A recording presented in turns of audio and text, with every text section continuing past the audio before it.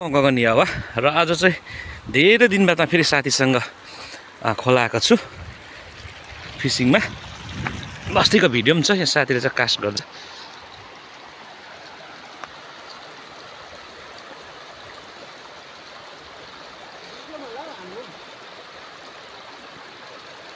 हल्ला नगरी आनौँ न छिटो।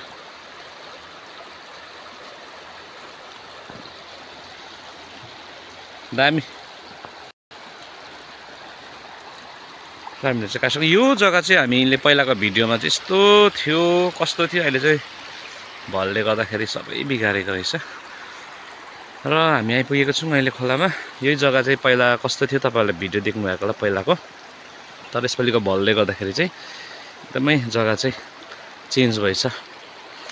बनिरहनुहोस् भिडियोमा, अन्तमा कति निकालिन्छ। पहिला त यहाँदेखि ठुलो पनि निकालेको हामीले, 6 केजीसम्म निकाल्यौँ।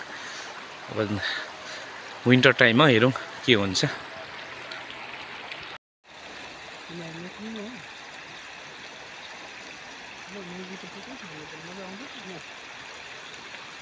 इभिनिङमा चाहिँ यस्तो छ, माछा चाहिँ परेको छैन।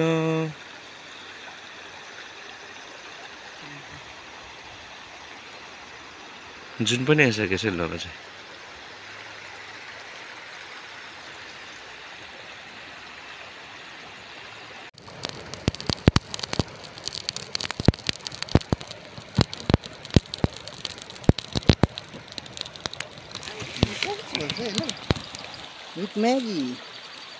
Maggie सक्छ पनि दामी छ दामी।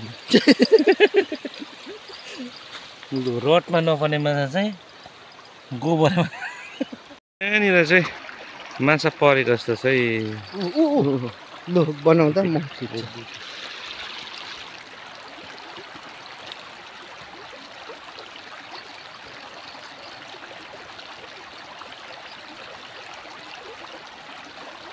एकछिन भनेको लु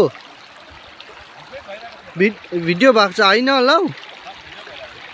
ला भएन नि बुबु, के भयो?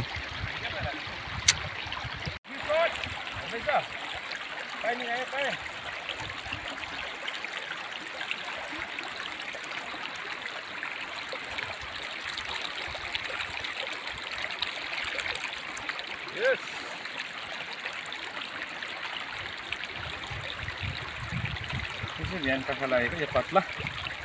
अब यसलाई चाहिँ हामी रिलिज गर्नेवाला छौँ। सेफ फिस, माछा मारेर खानु मात्रै होइन, माछालाई चाहिँ रिलिज पनि गर्नु पर्यो।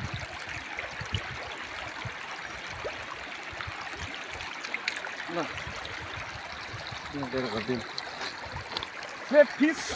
अब हामीले चाहिँ यसलाई रिलिज गर्नेवाला छौँ।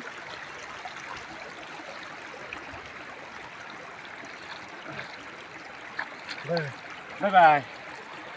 सेफ फिस हामी चाहिँ क्याच गर्दा क्याच एन्ड रिलिजमा आएको र रिलिज पनि गरिसक्यौँ, क्याच पनि भयो।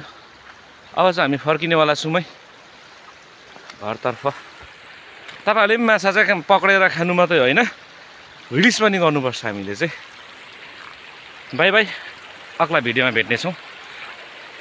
बनिरहनुहोस् मेरो च्यानलमा। तपाईँहरूलाई हामी अर्को जग्गा लगेर जानेवाला छौँ। अस्ति हामी मेघालय गएर गऱ्यौँ, अब अर्को हामी नर्थ इस्ट स्टेटमा गएर चाहिँ हामी फिसिङमा एङ्गलिङ कम्पिटिसनमा जानेवाला छौँ।